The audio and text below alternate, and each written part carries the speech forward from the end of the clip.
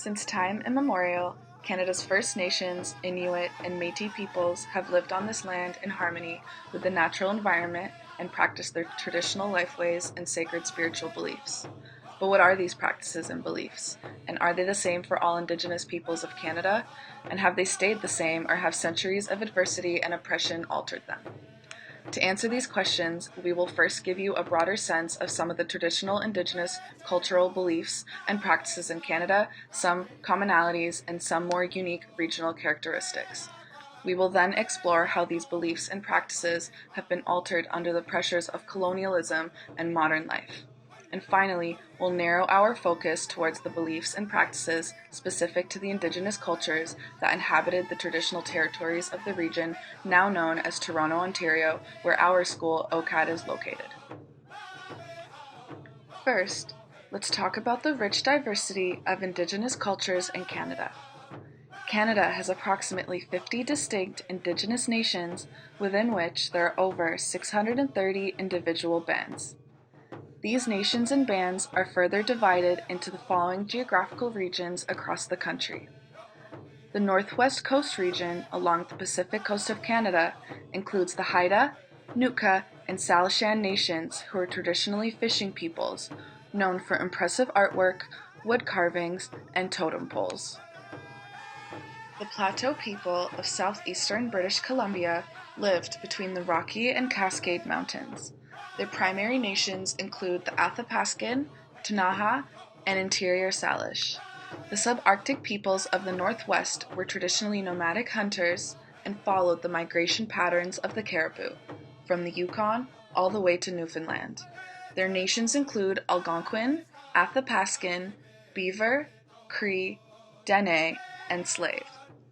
The Great Plains people have lived in the prairie provinces of Alberta, Saskatchewan, and Manitoba, and they traditionally hunted wild buffalo. Their nations include the Blackfoot, Cree, Ojibwe, and Sioux. The Eastern Woodlands, or Haudenosaunee peoples, historically lived around the St. Lawrence River and Great Lakes, developed farming communities all over Quebec and Ontario, and formed the Iroquois Confederacy, a powerful political coalition. Prominent nations include the Algonquin, Huron, Mohawk, Micmac, Ojibwe, and Ottawa. The Inuit peoples of the Arctic, living mainly in Nunavut, Northwest Territories, northern Quebec, and Labrador, have traditionally hunted seal and caribou, and as the last to contact white settlers, were able to maintain their traditions longer. Inuit are not divided into nations, but do have regional variances in culture.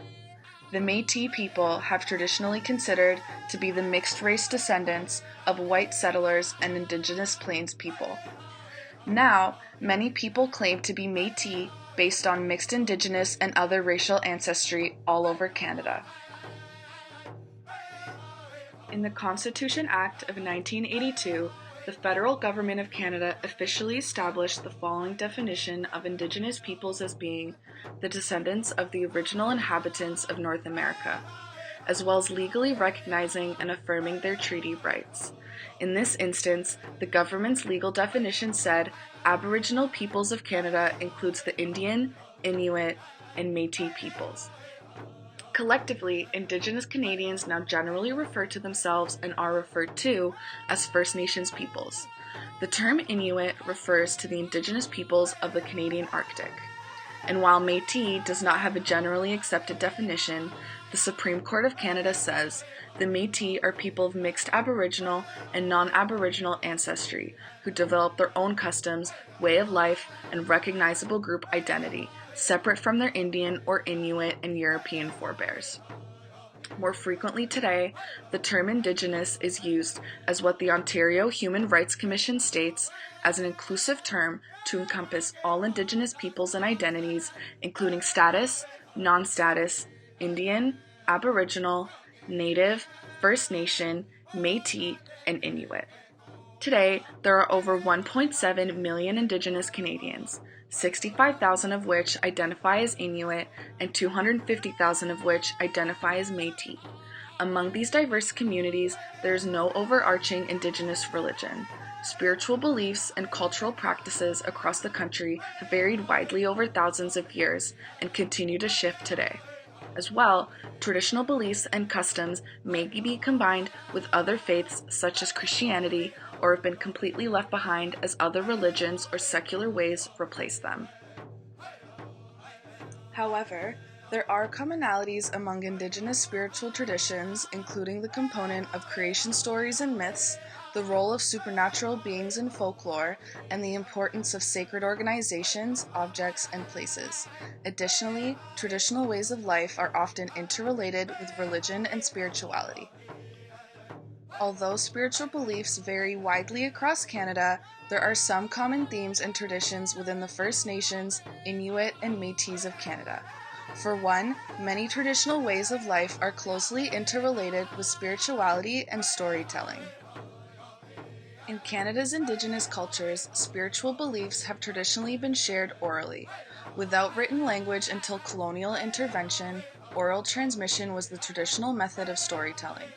Oral narratives convey aspects of cultural history, including changes to weather patterns and the environment, legends about real people as well as spiritual beings, and instructions about life and the world around us.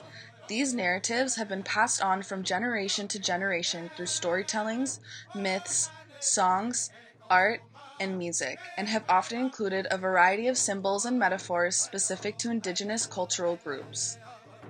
Creation stories and myths explain the origins of the physical environment, the land, the sea, and the cosmos, as well as a way to link the spirit and the human worlds.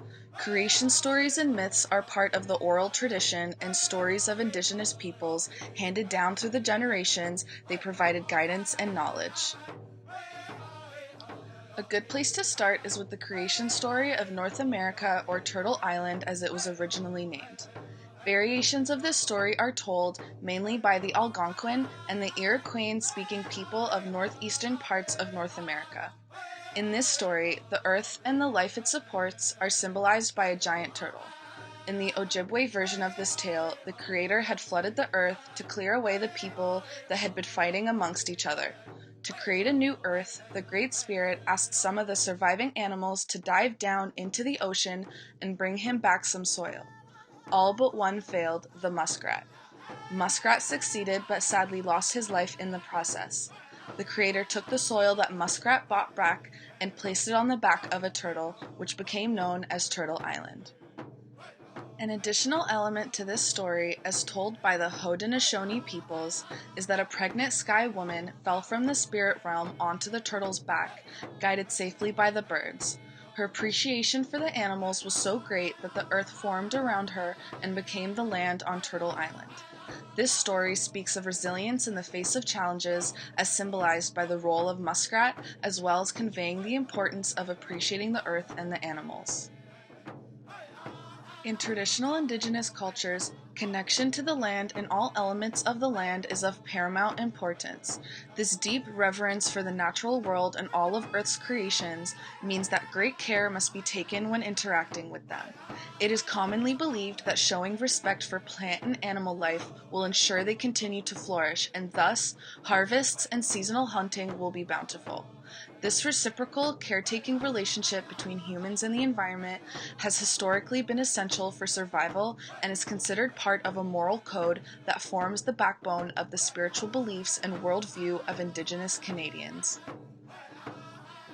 Another integral belief is that consciousness permeates all parts of the living environment, including the plants and animals. So great care must be taken to not offend or displease the spirits of these elements, or they may bring hardship for people. The spiritual realm is dominant, permeates all things, and is intricately connected with the earthly experiences of humans. The concept of an all-powerful being responsible for all creation is common in Indigenous spiritual beliefs.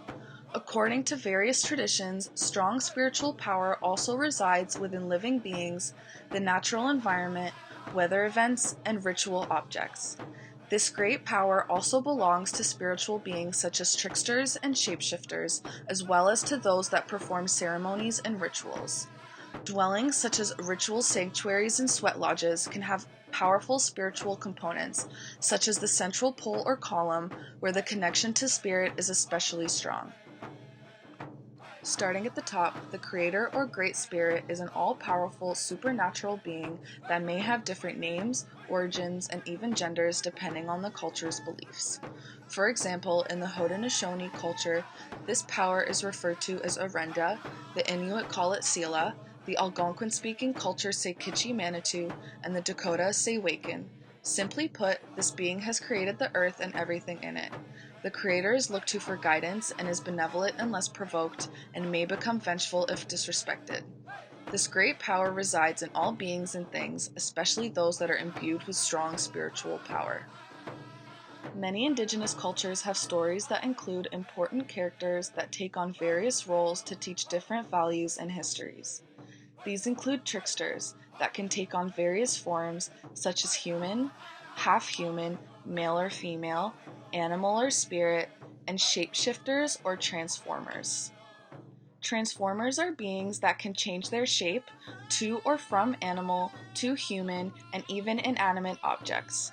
Another important component of many Canadian Indigenous cultures is the role of guardians, beings that represent attributes such as courage and strength and may control aspects of daily life such as hunting and fishing stocks. These powerful beings, much like shamans, may act as spiritual mediators responsible for communication between the Great Spirit and human beings. One very notable example of a powerful spiritual being who shows up as creator, trickster, and cultural hero depending on the origin nation is known as Nanabush or Nanabozo. According to some Anishinaabe and Cree traditions, Nanabozo is creator in the Turtle Island story. In some stories, Nanabozo is giver of life, and in others he is a trickster, causing mischief, and through these stories gives moral guidance about life. In some instances, Nanabozo is a shapeshifter, transforming into animals like rabbits, ravens, and coyotes to symbolize the different phases of the life cycle and human experiences. Nanabush is particularly important to the Ojibwe Nation, but there are examples of similar supernatural beings in the oral traditions of many nations, such as Coyote for the Mohawk Nation and Raven for the Haida. In Indigenous cultures, heroes, tricksters, and shapeshifters like Nanabozo are an important aspect of oral tradition, both for teaching and entertainment. Another type of spiritual being that plays an important role in many Indigenous spiritual beliefs are the guardian spirits who make appearances to those who seek their guidance in vision quests and certain ceremonies. Contact with a guardian spirit is extremely beneficial and especially important during a vision quest, as a rite of passage at puberty, or at other significant times of life. A person on a vision quest journeys into the woods to seek knowledge, spiritual communion, and purification through fasting and prayer. To encounter a guardian spirit on a vision quest is said to bring prosperity, success, and good health. Guardians may appear as animals or mythological figures. An example of this is Sedna, the sea goddess and guardian of sea mammals to the Inuit. To ensure a successful hunting season, shamans may persuade Sedna to bring the animals forth by negotiating and making offerings. Many Inuit myths feature Sedna, who is part human and part fish. These tales explain her origins and the details of how mammals' importance to the Inuit way of life, such as walruses, seals, and whales, came to be. The Inuit shaman, called Angakok, may appease Sedna by offering her the liver of the first kill of the hunting season, sing her songs, and soothe her by listening to her speak of the ways she has been shown disrespect. The shaman of Indigenous communities hold prominent positions, acting as intermediaries between the spirit and human world, as well as healers, prophets, and storytellers. Shamans may preside over and perform in rituals and ceremonies and use forms of divination to make predictions and determine the cause of problems in the community. Shamans are also custodians of ritual objects used in ceremonies and have special knowledge of natural medicines for healing. Shamans have the ability to guide and manipulate the human spirit, offer protection from sorcerers, and reconnect the spirit to the body in case of serious illness. In some cultures, a single shaman performs all duties, and in others, there are individual specialists to fulfill different needs. In Algonquin culture, shamans have been highly revered to their abilities to communicate with the spirits and their skilled use of magical rites to ward off evil spirits and cure illnesses. The shaman's visions during a trance might identify the location of the next hunting ground, or assist with planning during times of war, and help with other important decisions related to the community. In many communities such as Blackfoot, Innu, Cree, and Ojibwe, spiritual leaders use performance rituals such as the shaking tent ceremony to assist with curing illness and warding off sorcery. Here, the shaman enters a lodge or tent at night and with singing and drumming summons the spirits, who arrive with the sound of animal cries and shaking of the tent. Indigenous nations each have their own religious ceremonies, sacred practices, and even sacred societies where spiritual specialists convene, either openly or secretly. One such society among the Haudenosaunee peoples was called the False Face Society. Specializing in curing afflictions such as toothache and earache and sore joints, the performers were frightening and sometimes wore comical masks and performed public or private ceremonies. These masks were said to be inspired by the visions of spiritual beings in dreams, were often painted red or black, and had to be fed tobacco to keep their spirit alive. Curing societies strove to cure as many people as possible to bring more performers into the society and thus more power to the rituals. Indigenous ceremonies vary widely from culture to culture and depend on the time of year or other significant aspects of the event. Fertility, birth, initiation, and death rites are often clearly stipulated in these traditions. Shamanic performances may be involved, as well as sacred items such as drums, rattles, and medicine bundles. Some ceremonies are preceded by stringent purification rites such as sweat lodges or baths, fasting, and sexual abstinence. Feasting is also a common feature of ceremonies among with music and dance. Many Plains Indigenous peoples participate in the sun dance, while Coast Salish peoples typically engage in sacred winter ceremonies. The Haudenosaunee, who are traditionally an agricultural society, celebrate the green corn ceremony and other harvest-related traditions. Among the Ojibwe, the Midewiwin is a spiritual society and essential part of the Anishinaabe culture with year-round ceremonies. Intrinsic to most Indigenous cultures is the core ideology of the cyclical nature of life, death, the seasons, weather, and the movement of the cosmological elements of the universe. Death is a part of these cycles, and the ancestors play a big part in the daily lives of living people. The spirit realm exists in the sky world with the sun, moon, stars, and planets. This divine power has the ability to affect these cycles, so humans must maintain a good relationship with the spirit world to ensure that these cycles stay in balance. In the Algonquin tradition of the Eastern Woodlands, rituals mark seasonal and life cycles. Different colors of face paint symbolize the purpose of the event as well as the expression of emotions. For example, red signifies life, black means death or grief, and purple denotes special occasions. Feasting ceremonies with traditional foods, naming ceremonies where spirit or traditional clan names are given, and sweat lodge ceremonies for healing and purification are but a few of the many types of special occasion ceremonies that take place throughout the year. Métis communities gather for what is called a rendezvous, French for meeting, which involve a fiddling and other music, dance, and traditional arts. Rendezvous may take place at a larger ceremonial gathering called a powwow to showcase Indigenous cultural pride. The powwow is a social gathering of many Indigenous nations and may be large or small. They involve dance competitions, music, and the wearing of the regalia unique to each cultural group. Powwows showcase the diversity of Indigenous cultures in Canada, as well as support and welcome those that may have been separated from their cultural heritage. Another ceremony specific to the Pacific Northwest coastal communities, including the Haida and the Coast Salish cultures, is the potlatch, a gift-giving ceremony that may be held to show reverence to ancestors, to mourn the deceased, or as part of a rite of passage.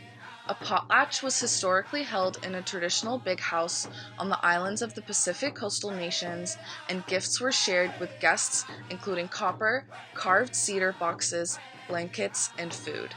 This important ceremony served to redistribute wealth, maintain hierarchical status between nations, kinship ties, and solidarity. Smudging is a ceremonial practice also used by individuals in purification and healing. This sacred practice involves prayer and the burning of sacred herbs such as cedar and sage in a small bowl and then wafting the smoke over the person or space that is being smudged. The smoke that is produced is believed to have a healing effect, restore positive energy, and carry prayer to the Creator. Ceremonial instruments and items such as rattles, drums, masks, charms, medicine bundles may be used in ceremonies and rites. The calumet is a potent ritual item used in Eastern woodland cultural traditions. This clay pipe, used to burn tobacco in an offering to the Great Spirit, as well as to establish alliances between people and to signal the start of an important talks between nations, is often referred to as the peace pipe. For the Plains people, the calumet would be part of a protection of sacred objects within a medicine bundle, a rawhide bag with its own ritual significance, ceremony offered to the four cardinal directions, and used for peace, war, and trade. Indigenous Canadians have a deeply important relationship with the lands that they have inhabited for countless generations, but certain sites have sacred significance. Sacred sites may be the birth or death sites of ancestors, places of prayer for spiritual leaders, geographically unique, or part of the historical narrative of a clan or nation. It is imperative that sacred sites remain undisturbed so as to not drive the spirits away. Many sacred sites have been altered, polluted, removed, or forgotten due to the effects of colonialism, tourism, and the increasing encroachment of industry into the remote areas of Canada. Some sacred sites have been designated National Historic Sites and provided with federal government protection, but perhaps at the cost of disrupting the right of access of Indigenous peoples to these sites. One such site is the Petroglyphs Provincial Park in Peterborough, Ontario. This site features a large, flat, rocky outcropping with Canada's largest known expanse of Indigenous rock art. Thought to be carved by Algonquin-speaking peoples 600 to 1100 years ago, the images include animals, peoples, other beings, and objects. Known by the Indigenous peoples of the area as the Teaching Rocks, the site has been a pilgrimage site for Ojibwe people. The rock site itself has deep crevices with water running under the ground that produces sounds, understood by local Indigenous peoples to be the spirits speaking to them. This sacred place has now been covered by a large glass structure to protect it from acid rain, the construction of which is thought to have negatively impacted the underground stream. In the Ontario Human Rights Commission policy on preventing discrimination based on creed, the First Nations Chief of Ontario made this statement: "Our relationship to the land defines who we are. We are the caretakers of Mother Earth. What is sacred then is more than a single burial location. The location of medicines, ceremonies, stories, burial sites, traditional harvesting and hunting grounds, villages and trading areas are all locations that are sacred. The locations of these sites are living. They are not artifacts relegated to antiquity. As well, instruments created to celebrate stories and ceremonies, protect medicines, and honor our ancestors are sacred. The definition of what is sacred is determined by the First Nations community itself and is reflective of the community's values of what is sacred." In addition to the desecration and disrespect towards sacred sites in Canada, the forced introduction of Christianity by colonial settlers starting in the 15th century caused irreparable damage to the Indigenous peoples in Canada, their traditional ways of life and spiritual practices. Early interference by missionaries encouraging Indigenous people to convert to Christianity, church and government-sponsored residential schools causing Indigenous children to be stripped of their culture, and the outlawing of Indigenous ceremonies and spiritual practices under the Indian Act of 1880, all considered to be traumatic loss of cultural identity for Indigenous people.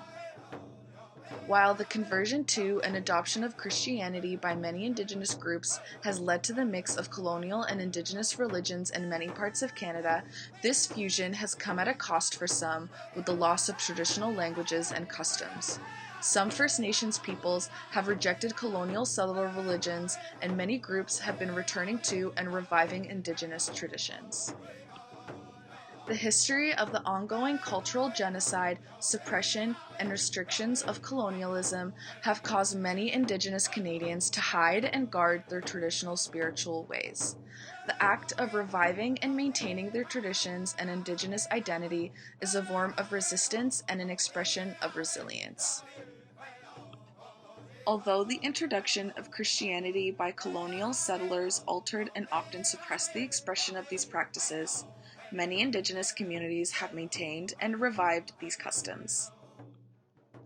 As more non-Indigenous people awaken to the ongoing injustices towards the First Nations of Canada, it has become more increasingly customary to make land acknowledgements at events or within institutions such as universities. As a sign of recognition, respect, and allyship with Indigenous Canadians, using and participating in a land acknowledgement is a way to recognizing the enduring persistence and resilience of Indigenous peoples in Canada. They are also a reminder that we are all accountable to these relationships. In Ontario, there are 13 distinct groups of First Nations peoples, each with their own languages, customs, and territories. These nations are the Algonquin, Mississauga, Ojibwe, Cree, Odawa, Potawatomi, Delaware, and the Haudenosaunee, Mohawk, Onondaga, Onoyataka, Cayuga, Tuscarora, and Seneca. Our school, OCAD University, is in Toronto, Canada. Toronto comes from the word Tukaronto, which is Mohawk for where the trees are standing in the water. The word describes the Narrows, where Anishinaabeg and Huron people would congregate and create weirs with large wooden stakes to catch fish. Toronto has a rich history of being occupied by several First Nations at various times, and in that sense cannot be narrowed down to just one nation.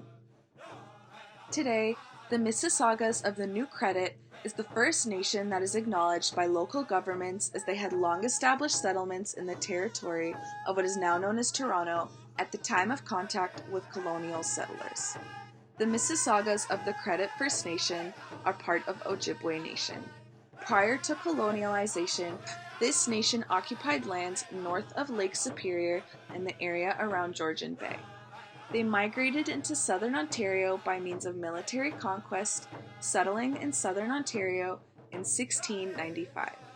By the 1830s, they were outnumbered by white settlers, and many of their traditions were in jeopardy. A relocation was agreed upon by local chiefs and undertaken in 1847. Today, the Mississaugas of the New Credit First Nation Reservation is located near Brantford, Ontario, and has 2,295 members, with nearly two-thirds living off reserve. The vision statement on their webpage states, "The Mississaugas of the New Credit First Nation look at our Anishinaabe roots to guide our vision for the future as a strong, caring, connected community who respects the Earth's gifts and protects the environment for future generations. Our identity includes our history, language, culture, beliefs, and traditions, which we strive to incorporate into the programs and services offered to our community." Anishinabe's spiritual beliefs are based on animism, the concept that things, objects, places, and creatures embody a spiritual essence. Good and evil spirits exist throughout the natural world. However, the all-encompassing spiritual power is called Manitou. Spiritual beings take on various roles in oral tradition, including Nanabozo as creator, trickster and shapeshifter, Thunderbird, Great Serpent, and Wendigo, a man-eating monster who would only be killed by a shaman. Shamans are the healers and spiritual leaders of the community. The Mississaugas of the New Credit logo contains 5 symbolic symbols that represent their nation. The eagle, because it symbolizes the messenger, and the Mississaugas were once considered to be great messengers. The 3 fires symbolize the traditional and political alliance with the Ojibwe, Ottawa, and Potawatomi nations. The circle of life to express the interconnection of all living things, as well as the connection of the Mississaugas of the New Credit First Nation to the traditional territory of the Credit River and Lake Ontario. And lastly, the peace pipe, which is used to open ceremonies and to thank the Great Spirit, Mother Earth, and the Sun. The land acknowledgement for the City of Toronto states, "The City of Toronto acknowledges that we are on the traditional territory of many nations, including the Mississaugas of the Credit, the Anishinaabeg, the Chippewa, the Haudenosaunee, and the Wendat peoples, and is now home to many diverse First Nations, Inuit, and Métis peoples."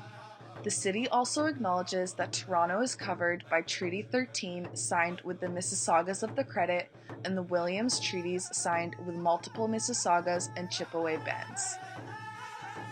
Miigwech.